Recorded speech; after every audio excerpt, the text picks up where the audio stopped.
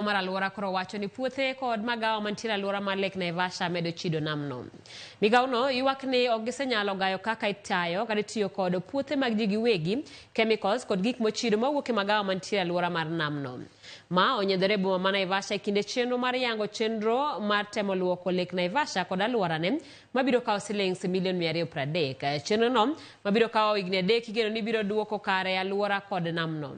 Kane oloso e kinde yango chenro ma kamano, jatend migawo mar alwora Barasa wacho ni alwora mar namno ochuno kaluwore ni orito bunge kod dag pige kaka Badeas kod bungu mamau.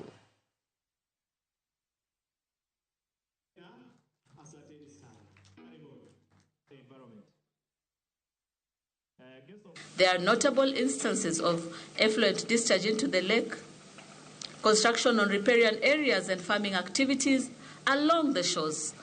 This is unacceptable, and we shall be taking action.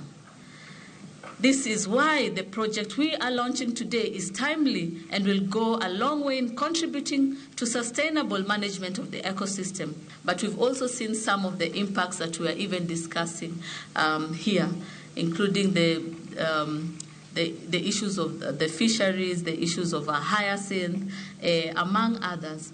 And what I can really say, we need to care for our environment, we need to care for the lake. If we can distill the dams which are in those places so that purely we relieve the water flowing from the Abadeas, from those areas, to come downstream and clean. So this is also going to help us to build the farmers and also going to work with the farmers just to make sure that there is enhanced productivity in their farms and they use sustainable agricultural practices that are not harmful to the lake downstream. Rising water levels in the Lake Naivasha have threatened both livelihoods and biodiversity.